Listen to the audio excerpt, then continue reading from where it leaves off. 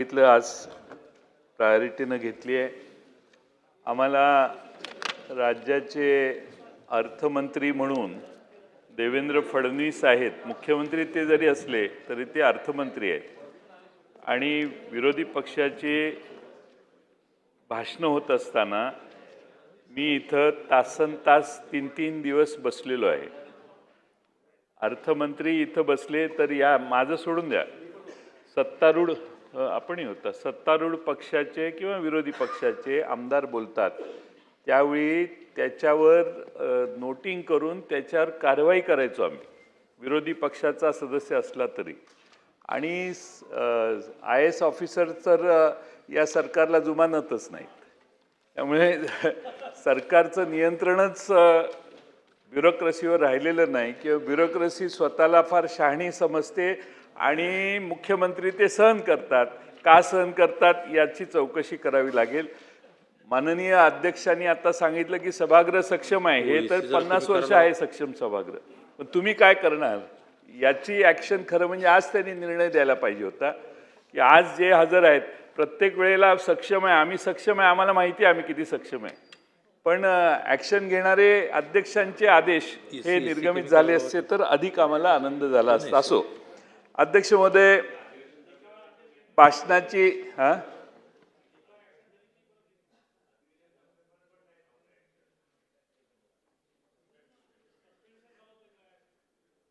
अध्यक्ष महोदय, भाषणाची सुरुवात महात्मा फुलेंचा गौरव करून माननीय मुख्यमंत्र्यांनी केली, फार चांगली बाब आहे। पण अध्यक्ष महोदय, एका बाजूने काही लोक स्वाभिमानाने सनातनी हिंदू म्हणून घेतात, पण सनातनी धर्मावर महात्मा फुले काय बोलले आहेत हे तुम्ही एकदा वाचायला पाहिजे असं मला वाटतं। मी त्या विषयात आज जात नाही, पण महात्मा फुलेंनी त्यांच्या अखंडात नमूद केले की आद्यापेक्षा जास्त खर्च जे करती ऋणकरी होती जीवा कांच, म्हणजे उत्पन्नापेक्षा जास्त जो खर्च करतो तो कर्जबाजारी होतो आणि त्यामुळे जीवाला त्याचा त्रास होतो। अध्यक्ष महोदय, हे अर्थसंकल्पीय भाषण हे महात्मा फुलेंच्या विचारापासून पूर्ण फारकत घेणार आहे। आज राज्यावर 11,02,000 कोटी रुपयाचं कर्ज आहे।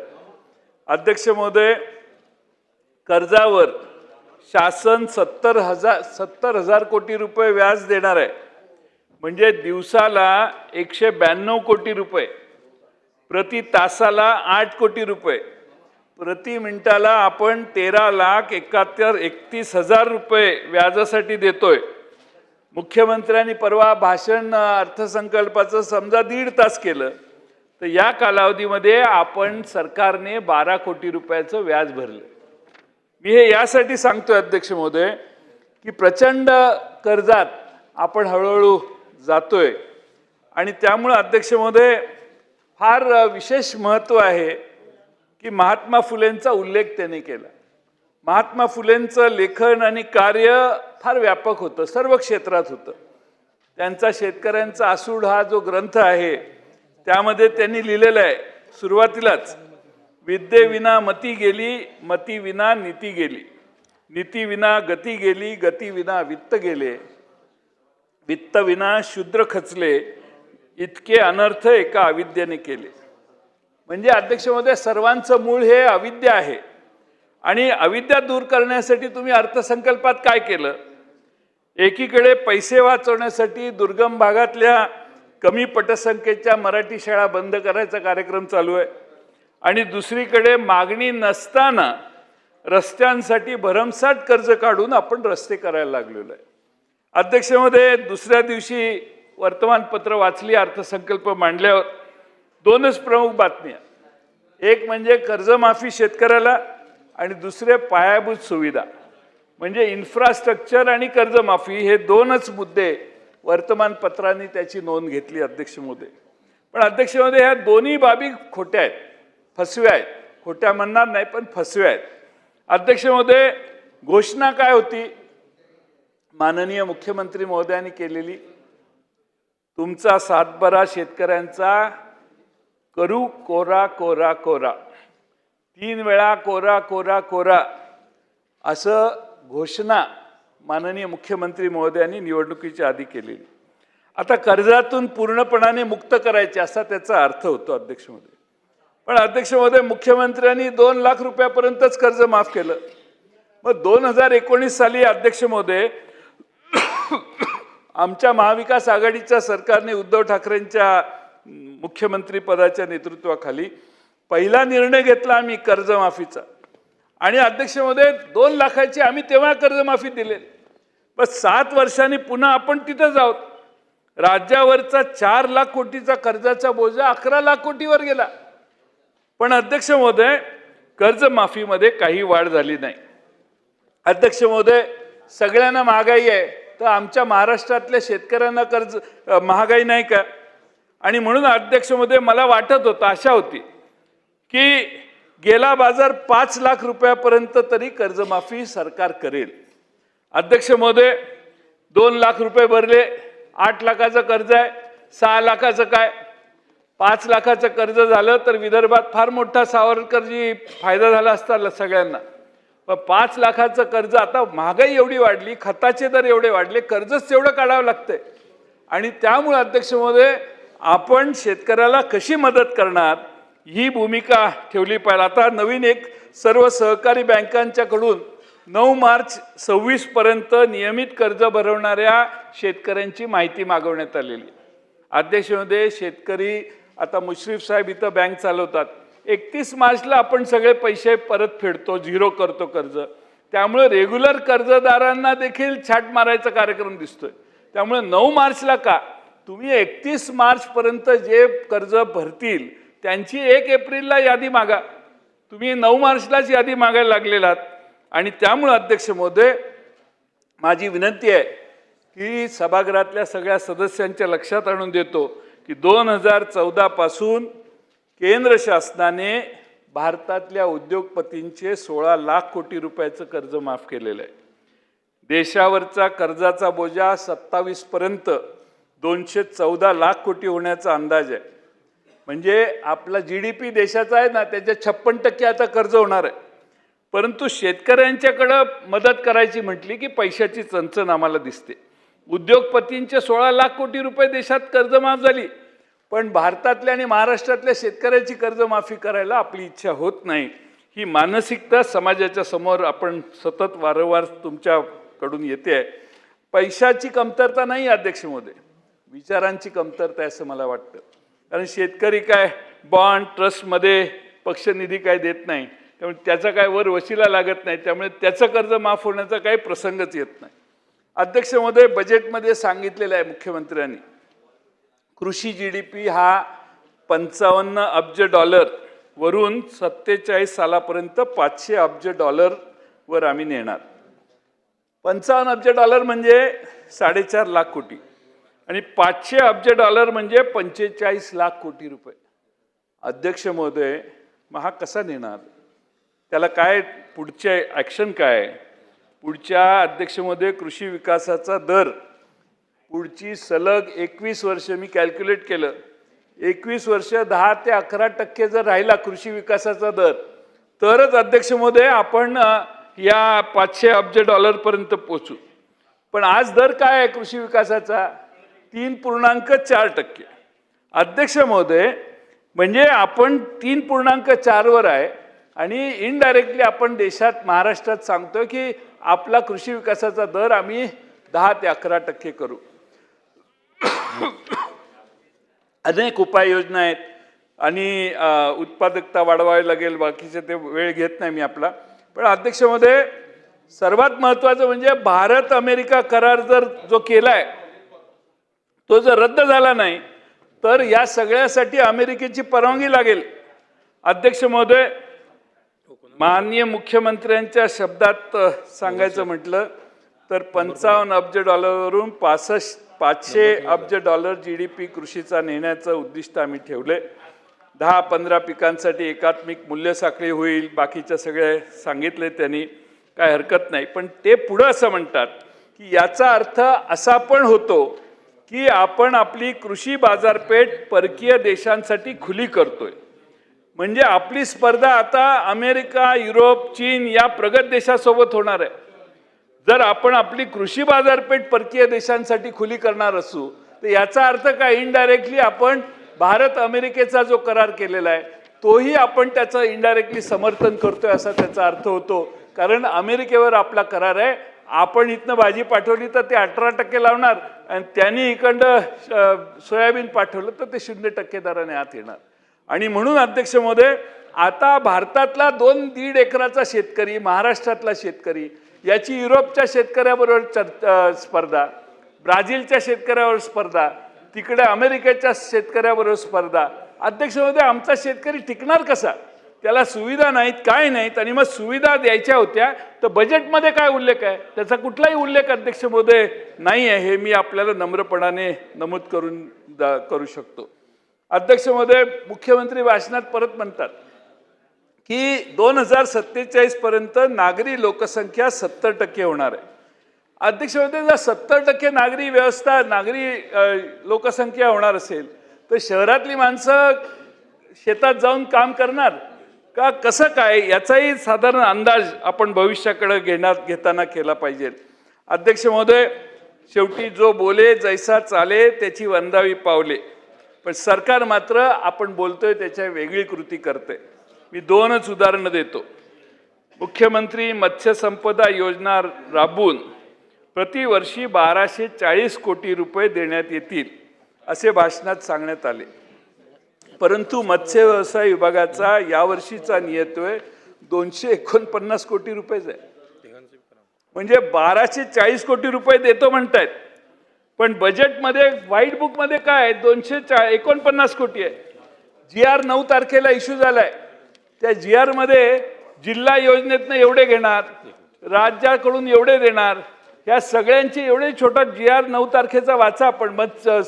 आपल्या सिंधुदुर्ग, रत्नागिरी जिल्ह्यातल्या आणि विदर्भातल्या शेतकऱ्यांनी जे मत्स्य शेतीमध्ये आहेत, अध्यक्ष महोदय, कसे त्याला पैसे मिळणार? आणि हे 1240 कोटी रुपये याचा हिशेब माननीय मुख्यमंत्र्यांनी जर सभागृहात दिला तर त्याचा आम्हाला आनंद झाला असता. अध्यक्ष महोदय, गोपीनाथ मुंडे अपघात सानुग्रह योजनेत शेतमजुरांचा समावेश करण्याची घोषणा केली.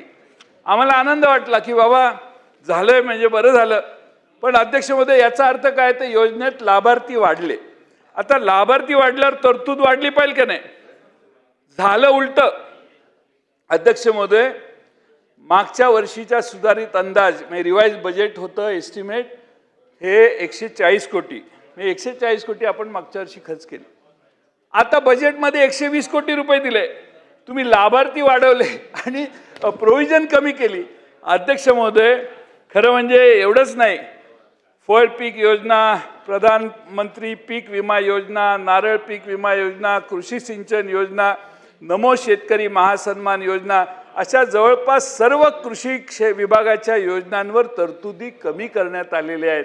हे अध्यक्ष महोदय मी सभागृहाच्या निदर्शनाला आणून देतो.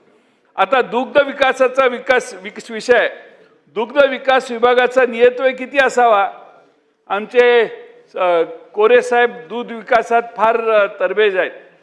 यावर्षी दुग्ध विकास विभागाचा नियतोय 1 लाख रुपये करण्यात आले. तुम्ही बघा, त्याच्यात दूध उत्पादक शेतकऱ्यांसाठी देण्यात येणारे अनुदान बंद करणार का हे सरकार? याचा खुलासा भाषणात करावा. एकीकडे म्हणायचे उत्पन्न वाढवू, पण दुसरीकडे तरतुदी कमी करायला निघालोय. अध्यक्ष महोदय, सगळं चिंताजनक आहे. अध्यक्ष महोदय, अर्थव्यवस्था $5 ट्रिलियन 2047 पर्यंत करणार, काय प्रॉब्लेम नाही. म्हणजे 450 लाख कोटी रुपये. सध्या किती आहे? $0.55 ट्रिलियन आहे, म्हणजे 50 लाख कोटी. 50 लाख कोटीवरून 4.5 कोटीवर जायचं आहे आपल्याला. आणि माझं काही तक्रार नाही, माझा पाठिंबाच आहे. मोठ्या कल्पना, मोठी स्वप्न बघावीत, पण त्याच्यासाठी काही कृती केली पाहिजे. 21 वर्ष विकास दर सरासरी 11.5% असला तर आपण कुठंतरी हे पोचू शकतो पुढची 21 वर्ष. आणि म्हणून अध्यक्ष महोदय, 25-26 मध्ये आपला काय दर आहे? विकास दर 7.9% अपेक्षित आहे. मागच्या वर्षीचा किती होता? 7.3%. म्हणजे घोषणा आणि प्रत्यक्ष कृती याच्यात बरंच अंतर आहे. अध्यक्ष महोदय, भाषणात म्हटलंय की महाराष्ट्र हे देशाचं आर्थिक इंजिन आहे. आकडेवारी बघितली तर तसं दिसत नाही. आर्थिक पाहणी अहवाल जर बघितला तर अध्यक्ष महोदय, देशाचा rate of change in GDP growth हा महाराष्ट्राच्या rate of change in GDP ग्रोथपेक्षा जास्त आहे. हे देशाची GDP आपल्यापेक्षा जास्त वेगाने वाढते अध्यक्ष महोदय, आपली कमी आहे. आणि अध्यक्ष महोदय, राज्यामध्ये मोठी राज्य जी आहेत देशातली, त्यात आर्थिक वाढीच्या गतीत पहिल्या नंबरवर असणारा महाराष्ट्र आता चौथ्या नंबरवर गेलाय. अध्यक्ष महोदय, 21-22 ते 24-25 या कालावधीत महाराष्ट्राचा GSDP 43% वाढला. कर्नाटकचा कितीने वाढला? 65% वाढला. गुजरातचा 48%, तामिळनाडू 47%. दरडोई उत्पन्नात आपण 5व्या क्रमांकावर आहोत बावनकुळे साहेब. आज आपण महाराष्ट्र देशाचा आर्थिक गाडा चालवतोय किंवा गाडा चालवत आहे असं म्हणणं कितपत योग्य आहे ह्याचा विचार करा. चालवायला पाहिजे, पण तेवढं आपल्यामध्ये प्रगती देखील केली पाहिजे. अध्यक्ष महोदय, 36 जिल्ह्यामधले 11 जिल्हे आपले असे आहेत की देशाच्या दरडोई उत्पन्नापेक्षा कमी आहेत. आणि त्यामुळे अध्यक्ष महोदय, जी गुंतवणूक आहे ती सर्वसमावेशक होत नाही आणि ठराविक भागामध्येच ही गुंतवणूक होते, याचा तो अर्थ आहे असं मला वाटतं. अध्यक्ष महोदय, शासनाची महसुली तूट हे याकडे आपण ऐका. 23-24 मध्ये शासनाची महसुली तूट 29,995 कोटी होती. ती 24-25 मध्ये 37,055 कोटी होती आणि 26-27 मध्ये 40,552 कोटी अपेक्षित आहे या बजेटमध्ये. मागच्या वर्षी अध्यक्ष महोदय, महसुली तूट आणि पुरवणी मागण्या मिळून 1,90,000 कोटी रुपयाची तूट होणं अपेक्षित होतं, पण ती 37,000 कोटीच दाखवली. यामध्ये जवळपास 40,000 कोटी रुपये कर संकलन जास्त झालं, मी मान्य करतो. 40,000 काढा त्यातनं, मग उरलेले 1,13,000 कोटी रुपये कुठे गेले याचा हिशेब का लागत नाही? अध्यक्ष महोदय, हे पैसे विभागांना उपलब्ध करूनच दिलेले नाहीत. आपल्या ग्रामीण भागात आपण म्हणतो ना शेंडी लावली, हे सगळ्या डिपार्टमेंटला शेंडी लावण्याचा उद्योग झाला. 1,13,000 कोटी रुपये कुठे गेले? तुम्ही बजेटला सभागृहात आला, सभागृहात मांडलं, पुरवणी मागण्याला आम्ही होला हो म्हटलं, होयचं बहुमत झालं. पण अध्यक्ष महोदय, जे 3 सप्लिमेंटरी मांडल्या त्यातले 1,13,000 कोटी खर्चच केले नाहीत सरकारने. आणि आज तुमचं डिफिसिट 37,000 कोटी दाखवलेलं आहे. आणि मी पुढे सांगतो तुम्हाला, पण अध्यक्ष महोदय, ज्या घोषणा या बजेटमध्ये झाल्या त्या तरतुदी बजेटमध्ये नाही आहेत. अहिल्यादेवी होळकर कर्जमाफी योजना नो तरतूद, सिंधुरत्न योजना नो तरतूद, मुख्यमंत्री मत्स्य संपदा नो तरतूद, अर्थसंकल्पीय तरतूदच नाही. पावसाळी अधिवेशनात या सगळ्यांसाठी पुरवणी मागण्या येतील आणि राज्याची महसुली तूट आपण जी 37,000 कोटी दाखवली आहे ती पुन्हा 1,00,000-1,50,000 होईल. सभागृहासमोर आपण 3 बजेट 3 पुरवणी मागण्या मान्य करू, सगळे आनंदाने घरी जाऊ. त्यातला सिलेक्टेड लोकांना सिलेक्टेड पैसे सिलेक्टेड डिपार्टमेंटला मिळतील. बाकीच्या सगळ्यांना तोंडाला पानं पुसण्याचा कार्यक्रम हा पुढच्या वर्षी पण आहे असं माझा अंदाज आहे. अध्यक्ष महोदय, फार घोषणा झाल्या, नवीन प्रोजेक्ट झाले, अनेक मेट्रो झाल्या, अनेक रस्ते, भुयारी मार्ग, किती घोषणा झाल्या. मी स्वागत करतो त्या घोषणांचं, केल्याच पाहिजेत, पण त्याची तरतूद तर करायला पाहिजे. बहुतेक हे सगळं काही कर्ज काढून करणार आहे का आपण? आजच 11 लाख कोटीवर गेलो अध्यक्ष महोदय, आणि डोंगर वाढवायचा कर्जाचा असा प्लॅन आज तरी दिसतोय. 14 साली 2,70,000 कोटी रुपये कर्ज महाराष्ट्रावर होतं. 21-22ला ते 5,76,000 कोटी, 5.76 लाख कोटी झालं. आता 11.2 लाख कोटीवर हे कर्ज गेलेलं आहे. बरं, यामध्ये MSRDC नाही, MMRDA नाही, MSIDC नाही, सिडको नाही, महामंडळाच्या बऱ्याचशा प्रकल्पांना या सरकारने हमी दिलेली आहे. याचा समावेश जर कर्जाच्या आकड्यामध्ये केला तर हे जे नेहमी सांगतात ना 25% खाली आम्ही आहोत, 18% आहोत, 20% आहोत, मी लिहून गॅरंटी सांगतो, सगळ्या महामंडळांच्या कर्जाची बेरीज करा, यांचं लिमिट 25% जवळपास किंवा कदाचित पारी केलेलं असेल. आणि म्हणून अध्यक्ष महोदय, उत्पन्न दुप्पट करता करता शेतकऱ्याचं शेतकऱ्याचं उत्पन्न दुप्पट करता करता राज्याचं कर्ज 6 पट केव्हा झालं हेच कळलं नाही. अध्यक्ष महोदय, त्यातील 6 लाख कोटी रुपये तर मागच्या 4 वर्षातले आहेत. तुम्ही बाकी काही करून दाखवलं की नाही मला माहित नाही, पण राज्यावरचं कर्ज 6 पट करून दाखवलं. याचं मी तुम्हाला स्किल आहे तुमचं, त्याच्याबद्दल मी तुमचं कौतुक करतो. आमचा कर्ज काढण्याला विरोध नाही म्हणून सांगतो, आमचा कर्ज काढायला विरोध नाही तेच मी सांगतोय. पण ज्या कारणासाठी आपण कर्ज काढतो त्याला आमचा विरोध आहे. अध्यक्ष महोदय, कर्ज काढण्यामागचा हेतू मला शुद्ध दिसत नाही. अध्यक्ष महोदय, महसुली तूट महाराष्ट्राची 40,552 कोटीवर पोहोचली. क्रिसिल, केरेज यासारख्या संस्थांनी इशारा दिलाय, तोही ऐका. महाराष्ट्र आज मॉनिटरेबल फेजमध्ये आहे. जर 7.9% अंदाज जो आपण केलेला आहे, आपण बजेट मांडताना हा अंदाजित विकास दर गाठता आला नाही तर 2028 पर्यंत महाराष्ट्र आर्थिक दिवाळखोरीत निघेल. तुमच्या या फिस्कली ॲग्रेसिव्ह धोरणामुळं राज्याचं रेटिंग खालावलं तर भविष्यात कर्ज घेणंही महाग पडेल आणि विकास ठप्प होईल. आणि म्हणून जरा सावधतेचा सल्ला. मी या सभागृहात 37 वर्ष काम करताना एवढं लेफ्ट राईट सेंटर कर्ज काढल्याची उदाहरणं यापूर्वी फारशी कधी नव्हती. अध्यक्ष महोदय, सरकारच्या मते रस्ते बांधणं, मेट्रो बांधणं एवढंच विकासाचं काम आहे. माझी अध्यक्ष महोदय विकासाची व्याख्या जरा जास्त वेगळी आहे. प्रत्येक स्त्री पुरुष, युवक युवती यांची कौशल्य वाढवणं, त्यांना रोजगाराच्या संधी निर्माण करणं, राज्यातील गुन्हेगारी कमी करणं, राज्यात सामाजिक सलोखा आणि शांतता प्रस्थापित होणं. जगात अध्यक्ष महोदय आपल्या जनता किती आनंदी आहे याचा विचार राज्यकर्ते करतात. आणि भूतानसारखा देश, सगळ्यात आनंदी देश जगात, त्यांच्याकडे कदाचित नसतील हे हायवे बिवे, पण भूतान हा सगळ्यात आनंदी जगाच्या पाठीवरचा देश आहे. आणि म्हणून अध्यक्ष महोदय, आपण जे विकासाचं मॉडेल रुजवू पाहतोय त्यात नक्कीच धनिक वाढतील, धनिक अजून श्रीमंत होतील आणि गरीब अजून गरीबच होणार आहेत. आणि त्यामुळे अध्यक्ष महोदय प्रचंड मोठी दरी आपण या निमित्तानं तयार करतोय.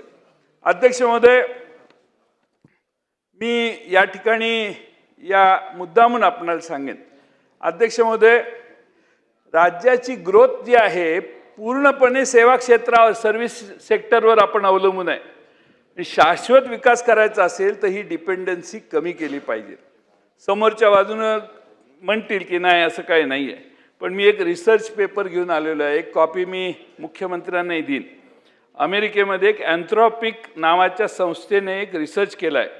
IT मंत्री इथं बसलेले आहेत, आपल्याकडे IT आहे ना, तर अँथ्रॉपिक, तर तुम्ही कोणत्या सेक्टरला यायचा सर्वाधिक जास्त धोका आहे त्यांनी ते रिसर्च केलेलं आहे.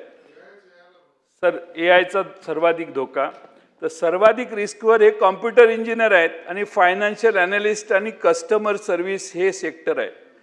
त्यांचाच वाटा या आपल्या महाराष्ट्राच्या अर्थव्यवस्थेत मोठा आहे. आणि म्हणून आपण हे मान्य करा, AIचा सर्वाधिक फटका हा महिलांना, उच्च पदावर असणाऱ्या कर्मचाऱ्यांना कंपनीमध्ये आणि वयाने मोठे असणाऱ्या म्हणजे जुन्या जनरेशनच्या 90च्या आधी जन्मलेल्या नोकरदारांना पहिल्यांदा बसणार आहे. मग यासाठी आपल्याकडे काय उपाययोजना आहेत? हे संकट येणार आहे, आता फार लांब नाही आहे. या 6 महिन्यात आपले सगळे अध्यक्ष महोदय फटके आपल्याला बसणार आहेत. अनेक कंपन्यांनी नवीन रोजगार घेणं थांबवलेलं आहे. जेव्हापासून ChatGPT लॉन्च झालं तेव्हापासून 14% एंट्री लेवलचे जॉब कपात झालेले आहेत. अध्यक्ष महोदय, या चॅलेंजबद्दल अर्थसंकल्पात कुठे उल्लेखच नाही. विकसित महाराष्ट्र बनवायचं असेल तर पुढे काय होऊ शकतं याचा विचार करत पावले टाकणे महत्त्वाचे आहे. आज अनेक इंजिनियर आपल्या देशातले, राज्यातले बाहेर गेलेत. कुठल्याही लग्नात गेलं, नवरा नवरीला विचारलं तर काय, तर कॉम्प्युटर इंजिनियर आहे, IT इंजिनियर आहे. कुठं असतो? जर्मनीला असतो, इकडं असतो, तिकडं असतो, बेंगलोरला असतो, पुण्याला असतो. अध्यक्ष महोदय, पण ह्यांच्या नोकऱ्या कमी व्हायला लागलेल्या आहेत आणि हे जर सगळे परत मागं आले तर काय संकट उद्भवेल याचा विचार सरकारने केला पाहिजे.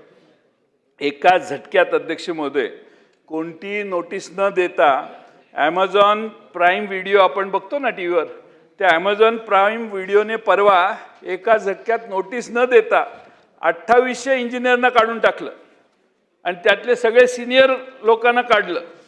का काढलं तर AI हे त्याचं उत्तर आहे अध्यक्ष महोदय.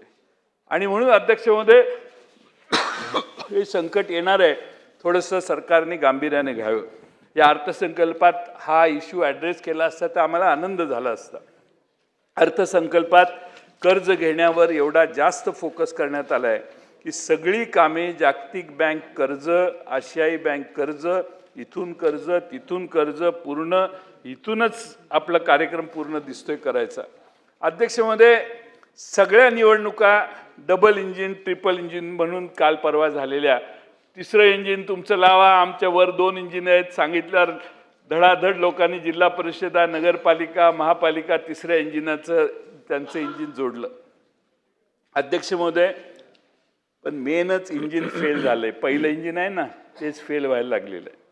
आपल्या बजेटमध्ये देखील केंद्र सरकारने माझ्याकडे एस्टिमेट दिलेलं, त्यात ज्या एस्टिमेट होत्या त्या सगळ्यात मोठ्या प्रमाणात कपात केलेली आहे. आपल्या बजेटमध्ये देखील 20% हिस्सा केंद्र सरकारचा येणार आहे. अध्यक्ष महोदय, केंद्र शासनाने मागच्या वर्षी आणि यावर्षी बजेटमध्ये कपात केलेली आहे. मी नियतवय आहे माझ्याकडं, मी सांगू शकतो. 22मध्ये 2022 पर्यंत सर्वांना घर देणार असे माननीय प्रधानमंत्र्यांनी घोषणा केलेली होती. पण वस्तुस्थिती काय तर 2024 ते 2026 या कालावधीत मंजूर घरापैकी फक्त 12.8% घरं भारतात पूर्ण झाली. आता केंद्र सरकारकडून या योजनेच्या निधीमध्ये मोठ्या प्रमाणात कपात चालू आहे. मागच्या वर्षी प्रधानमंत्री आवास योजना शहरी भागात 3500 कोटी रुपये होते, रिवाइज एस्टिमेटमध्ये 300 कोटी आले. ग्रामीणमध्ये 54,000 कोटी होते, ते 32,000 कोटी आले. म्हणजे अध्यक्षामध्ये घोषणा केलेली आहे, तुमची घोषणा आहे, तुमचा कार्यक्रम आहे आणि तुम्ही त्याला प्रोव्हिजन करत नाहीत. केलेली प्रोव्हिजन परत रिवाइज एस्टिमेटमध्ये कमी करताय. केंद्राचे जलजीवन मिशन 25-26 मध्ये आपले गुलाबराव गेले इथून, 25-26 मध्ये 67,000 कोटीचं बजेट एस्टिमेट होतं. केंद्राचे जलजीवन मिशन, बावनकुळे साहेब हे ऐका, तुम्हीच हे याच्यात उपाय काढू शकाल. शेवटी जबाबदारी पुढे तुमच्यावरच येईल असं मला दिसायला लागले. केंद्राचे जलजीवन मिशन 25-26 मध्ये 67,000 कोटीचं बजेट एस्टिमेट होतं, पण रिवाइज एस्टिमेटमध्ये ते 17,000 कोटी झालेलं आहे. म्हणजे केंद्राने 50,000 कोटी रुपये चरणसिंग कमी केले. 50,000 कोटीची कपात डायरेक्ट. प्रधानमंत्री ग्राम सडक योजना 19,000 कोटी. आमचे ग्रामविकास मंत्री इथे आहेत, त्यांना शेजारच्या विधानसभेच्या सदस्यांची चिंता जास्त आहे, ह्याची चिंता तुम्ही जास्त केली पाहिजे. प्रधानमंत्री ग्राम सडक योजना 19,000 कोटीवरून 11,000 कोटीवर केलेली आहे केंद्र सरकारने. त्या दिवशी गुलाबराव पाटील साहेबांनी कबूल केलं की आम्ही काय केंद्र सरकारवर अवलंबून नाही. गुलाबराव पाटलांना जे कळलं ते अजून सरकारला कळलेलं नाही असा त्याचा अर्थ आहे. बरं, तुम्ही अवलंबून नसाल तर मग तुम्ही तर प्रोव्हिजन वाढवायला पाहिजे होत्या. 52,000 पाणी पुरवठ्याच्या योजनामध्ये 26,000 योजना पूर्ण झाल्या. उरलेल्या योजना 24-25,000 ज्या आहेत त्या पूर्ण करण्यासाठी तुम्ही पैसे वाढवायला पाहिजे होते, पैसे वाढवलेले नाहीत. आणि म्हणून महाराष्ट्रातल्या पाणी पुरवठा खात्याचा कुठल्याही जनतेच्या वेगळ्या योजना पूर्ण करण्यासाठी किती उपयोग होणार हे आपण सगळ्यांनी बघणं आवश्यक आहे. अध्यक्ष महोदय, महात्मा फुलेंच्या जन्मशताब्दी म्हणून 200 वर्ष पूर्ण होणार आहेत जन्माला. 25-26ला महाज्योती अंतर्गत कार्यक्रमाचा खर्च कमी झाला. आर्थिक पाहणी अहवाल सांगतो.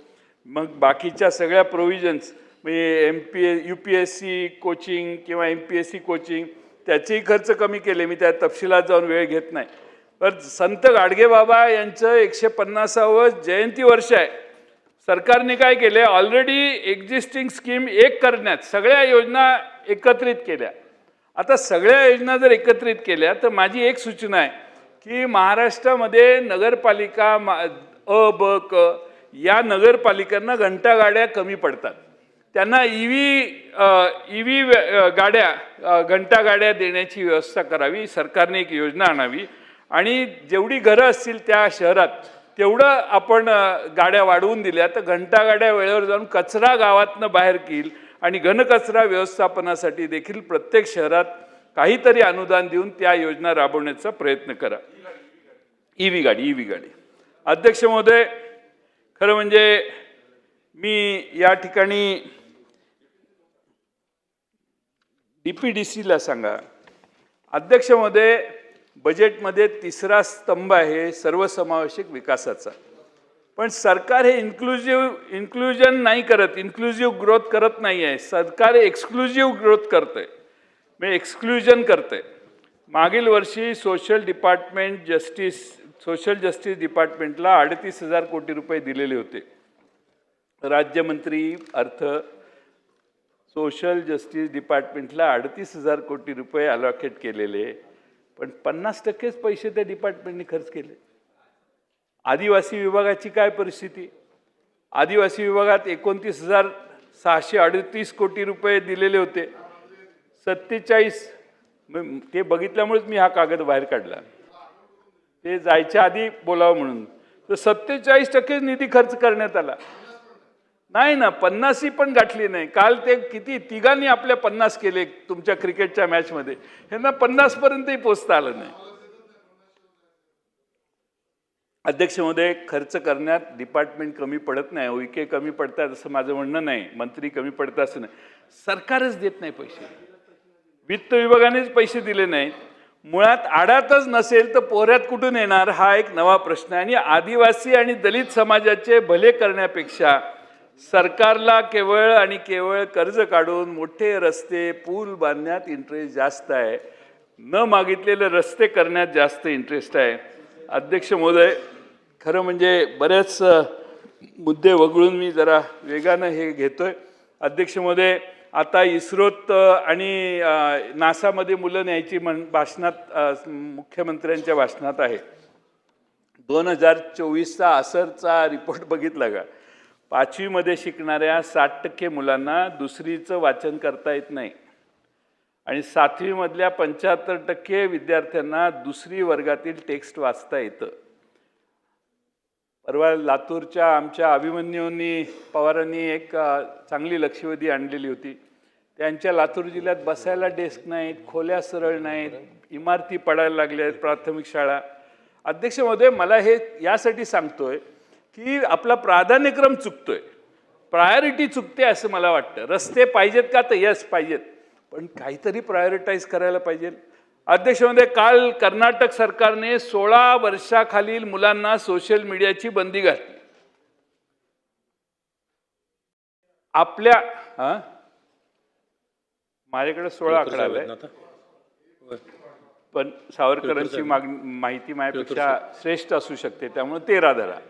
पण माझी विनंती आहे की आपण महाराष्ट्रात नव्या पिढीला तंत्रज्ञानाच्या ह्या तोट्यांपासून, तोटे पण आहेत तंत्रज्ञानाची, त्यातनं वाचायला काही निर्णय घेतला पाहिजे की नाही. आपण अध्यक्ष महोदय, कमिटी एक फार वेगळं हे आहे. काय अडचण झाली, घोटाळा झाला, अंगावर आलं की कमिटी नेमायची, म्हणजे ते 6 महिने तिकडे जातेच. त्या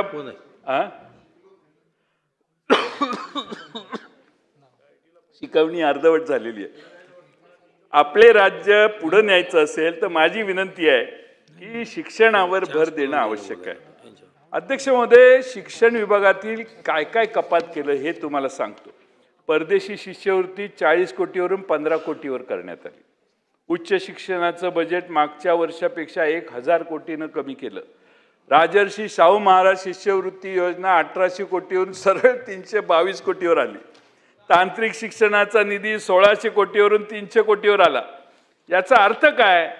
तर सरकारला शिक्षणात इंटरेस्ट नाही आहे, इन्फ्रास्ट्रक्चरची मलई कशी मिळेल याच्या नादाला आम्ही जास्त लागलोय. आपणच बिघडलोय असा आता त्याचा अर्थ व्हायला लागलाय. त्यामुळं या राज्याच्या विद्यार्थ्यांनी कुणाकडे बघायचं, शिक्षणावर फोकस नसला तर पुढची पिढी आपण कशी घडवणार हा एक महत्त्वाचा प्रश्न मी सरकारला करतो. आता खेळाचा विषय घ्या. खेळात अध्यक्ष महोदय, राज्याची क्रीडा धोरण आहे. राज्य शासन क्रीडा प्रबोधिनीवर आपण खर्च करतो, त्या खर्चात वाढ करा अशी माझी मागणी आहे. पण अध्यक्ष महोदय, त्या क्रीडा प्रबोधिनीचा परफॉर्मन्स मागच्या 3 वर्ष कमी होतोय. मुख्यमंत्री महोदयांनी सांगितलं की काही 36ला ऑलिम्पिक येणार आहे, त्याची तयारी करायला अजून 4 सेंटर वाढवतोय. म्हणून मी हे उदाहरण सांगतोय. अध्यक्ष महोदय, इतर राज्य आपल्यापेक्षा हरियाणा, तामिळनाडू, केरळ, पंजाब पुढे आहेत.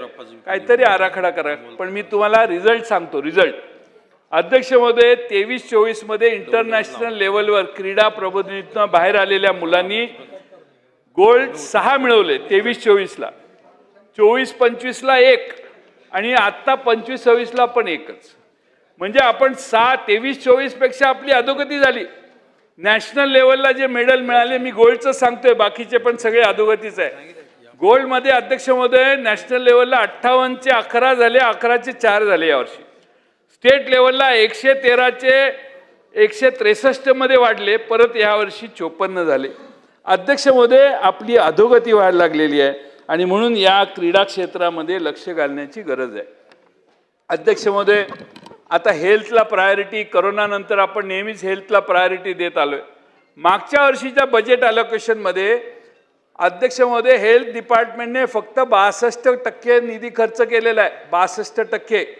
मागील वर्षीच्या सुधारित अंदाजापेक्षा म्हणजे 38,455 कोटी रुपयाहून ही तरतूद आता यावर्षी 33,654 कोटी केलेली आहे. हे 12.5%ची कपात आहे.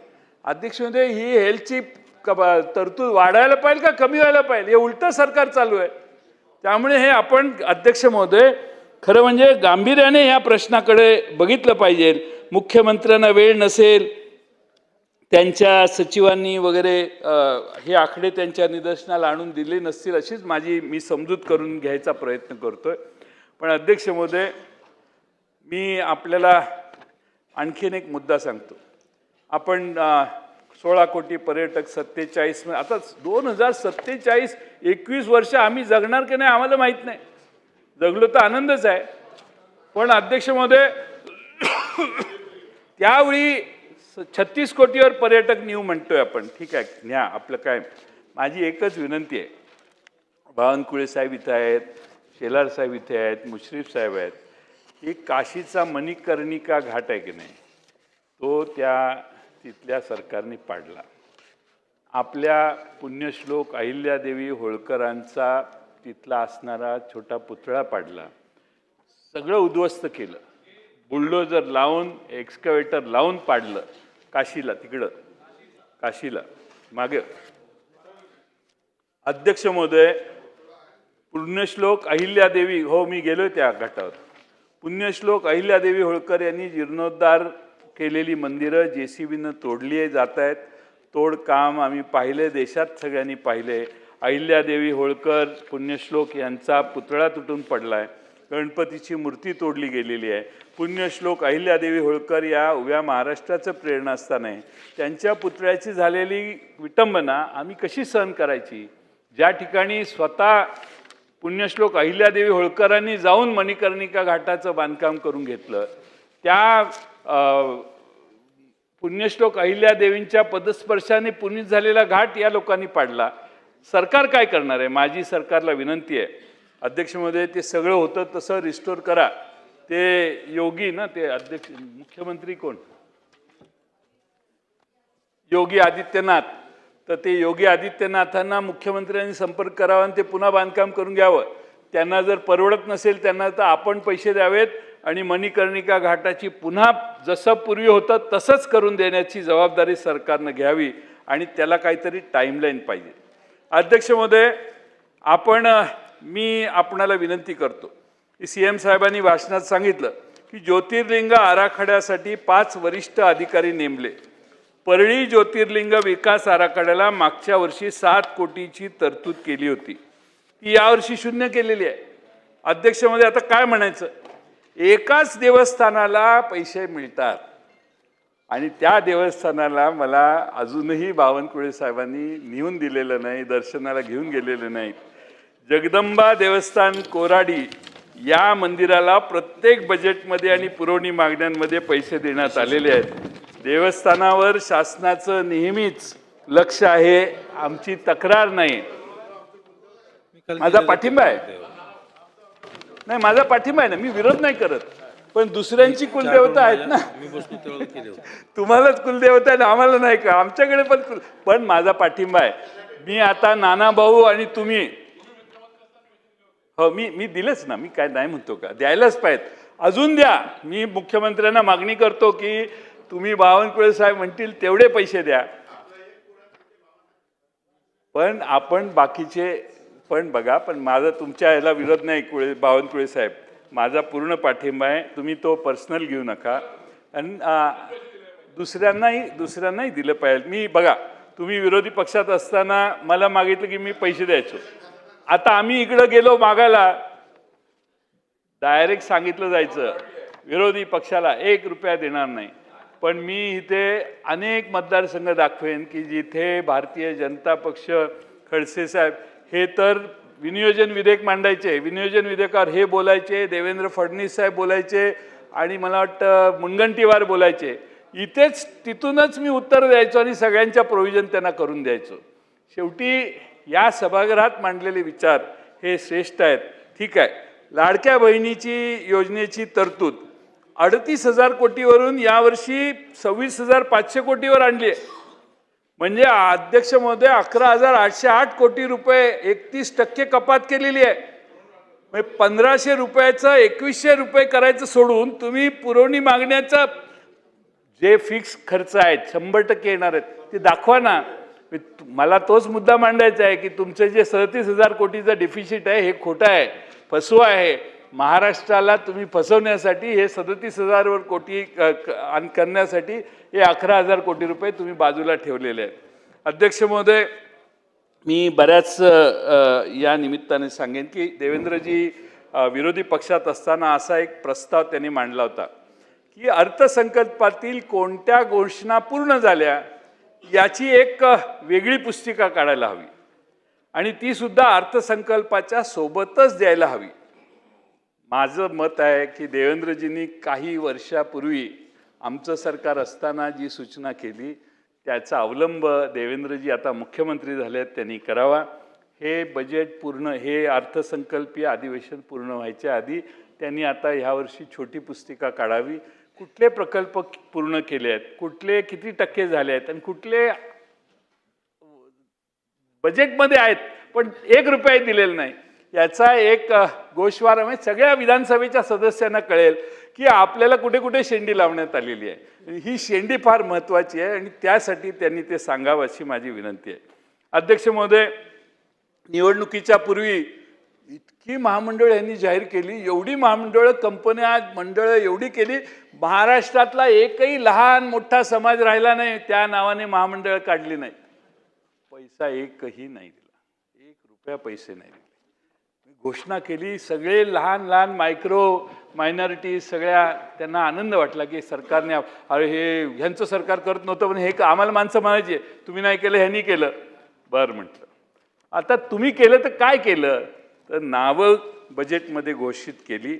अध्यक्ष महोदय, मी एकदा 3-4 साली एक सामाजिक अर्थसंकल्प मांडला आणि कुरमुडे जोशांपासून माकडवाल्यांपासून सगळ्या जातींचा उल्लेख केला आणि त्या सगळ्या जातींना पैसे द्यायची व्यवस्था केली. त्यामुळे अध्यक्ष महोदय, तुम्ही तरतुदी बघा, परशुराम आर्थिक विकास महामंडळ, संत रोहिदास आर्थिक विकास मंडळ, अमृत याच्या तरतुदी कमी केल्या. तीर्थाटन योजना, मोफत सिलेंडर योजना, मुख्यमंत्री कार्य प्रशिक्षण योजना यासारख्या योजना तर आता जवळपास तुम्ही अध्यक्ष महोदय बंदच केलेल्या आहेत. अध्यक्ष महोदय, आता इराणच्या युद्धामुळं 60 रुपये महागाई झाली. मी स्थगन दिला होता आज, पण काय बोलण्याची संधी आम्हाला मिळाली नाही.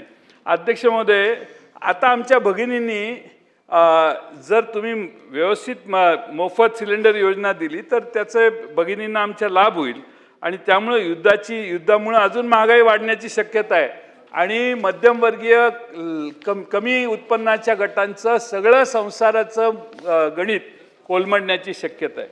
अध्यक्ष महोदय, धारावी झोपडपट्टी, मी एवढंच सांगेन की सूक्ष्म उद्योग मंत्रालयाकडे नोंदणीनुसार धारावीमध्ये 22,000 उद्योग नोंदणीकृत आहेत. अध्यक्ष महोदय, म्हणजे 1 किलोमीटरला 5,000 लघु उद्योग आहेत धारावीमध्ये.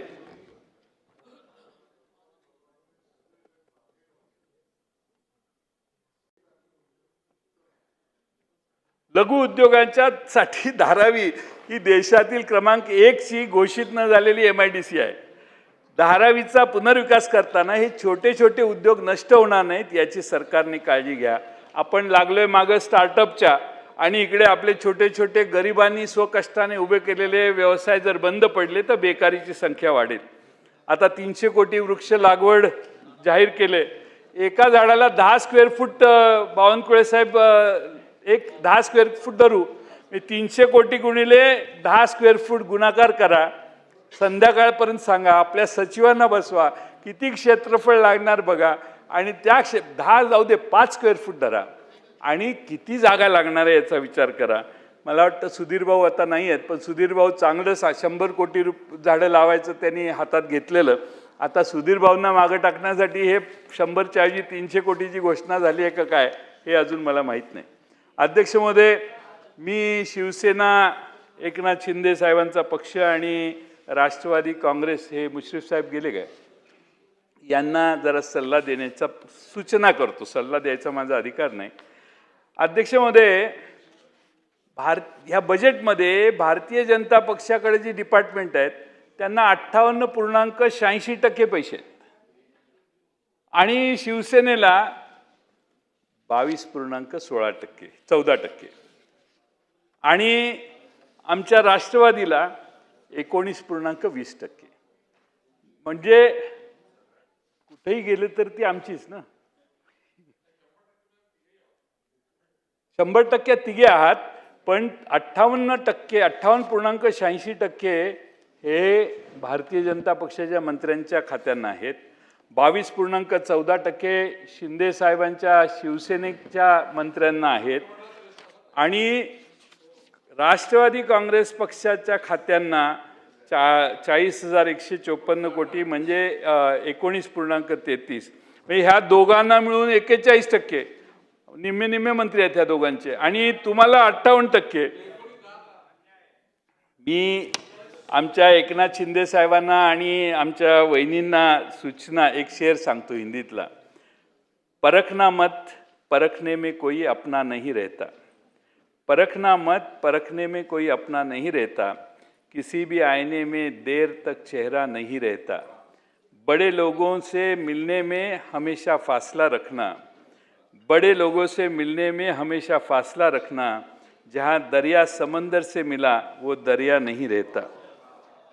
म्हणजे अध्यक्ष महोदय, नदी एकदा समुद्राला मिळाली तर ती नदी राहत नाही. त्यामुळं अस्तित्वाचा प्रश्न पुढे भविष्यात तयार होतो. आपली सल्ला आहे, सूचना आहे, सल्ला शब्द काढत मागे घेतो मी, तर माझा तो काय अधिकार नाही. अध्यक्ष महोदय, शेतकऱ्यांसाठी काही केलं नाही. कृषी मंत्री यांचे सारखे सारखे बदलतात, यांना माहीत नाही कुणाला कृषी मंत्री ठेवायचा, ह्याला करायचा, मग त्याला करायचा, मग त्याला करायचा. म्हणजे एक कृषी धोरण, मंत्रीच स्थिर नाही तर धोरण कसं स्थिर असेल अध्यक्ष महोदय. आणि म्हणून अध्यक्ष महोदय, आज मी माझ्या भाषणाला वेळेची मर्यादा आहे, मी थोडक्यात संपवतो. मी एवढंच सांगतो की मुख्यमंत्र्यांनी सादर केलेल्या अर्थसंकल्पाकडून माझ्या फार अपेक्षा होत्या. त्यांनी मागच्या वेळी 11,000 12,000 कोटीच्या पुरवणी मागण्या परवा सादर केल्या. त्यावेळी मला वाटलं की जरा दुरुस्त झालेलं दिसतंय काम. पण अध्यक्ष महोदय, ना कोणता अर्थ या अर्थसंकल्पीय भाषणात दिसला मला, आणि ना कोणता संकल्प. फक्त कॉन्ट्रॅक्टर लोकांचं भलं होणार आहे. बरं, ते कोण कॉन्ट्रॅक्टर? मोठे कॉन्ट्रॅक्टर, जो 1000 कोटी, 2000 कोटी, 3000 कोटी, 5000 कोटीचं काम घेतो. आमच्या गोरे साहेबांच्या खात्यात 50 लाखाचं, 40 लाखाचं काम घेणारे कॉन्ट्रॅक्टर आहेत. ते वाट बघतात ते कधी पैसे त्यांच्याकडून येतील. सगळे दिले. आमचे हे शिवेंद्र बाबा नाही आहेत आता इथं, त्यांचेही फार पेमेंट राहिलेलं आहे. आणि त्यामुळे अध्यक्ष महोदय, या छोट्या कॉन्ट्रॅक्टरांच्या आत्महत्येचा प्रश्न फार महत्त्वाचा आहे. कोणती अर्थव्यवस्था जर मजबूत करायची असेल तर मध्यम वर्ग आणि त्याच्या खालच्या वर्गापर्यंत पैसे गेले पाहिजेत. तुमच्याकडे गंगा उलटी व्हायला लागली. अध्यक्ष महोदय, नुसत्या आकाशाकडे नजर लावून चालत नाही, पायाखाली काय जळतंय हेही पाहावे लागते. हा अध्यक्ष महोदय माझी सूचना आहे. सरकारचा एकच मंत्र आहे, काम कमी आणि जाहिरात जास्त. बावनकुळे साहेब, आपल्या परवानगीने शेवटचा मुद्दा मांडतो. महाराष्ट्र सरकारचा एकच मंत्र आहे, काम कमी आणि जाहिरात जास्त. विकसित महाराष्ट्राच्या नावाखाली प्रत्येक बस स्टँडवर, प्रत्येक बसवर, प्रत्येक वर्तमानपत्रात, प्रत्येक चॅनलवर हजारो कोटीच्या जाहिराती सुरू आहेत. 11.2 लाख कोटी रुपयाचं कर्ज आपल्या डोक्यावर आहे. इव्हेंट बाजीवर एवढा खर्च करण्याचा अधिकार तुम्हाला कुणी दिला? स्वतःच्या ब्रँडिंगसाठी सरकारचा पैसा किती वापरायचा ह्याला काही मर्यादा असाव्यात. आणि म्हणून मी 2 ओळी सांगून माझे भाषण संपवतो. तिजोरीत खडखडाट तरीही जाहिरातीचा थाट. तिजोरीत खडखडाट तरीही जाहिरातीचा थाट. शिक्षण आणि आरोग्याच्या निधीला कात्री, पण इव्हेंटबाजी आणि कंत्राटदारांसाठी तिजोरीची दारं उघडी. धन्यवाद. माननीय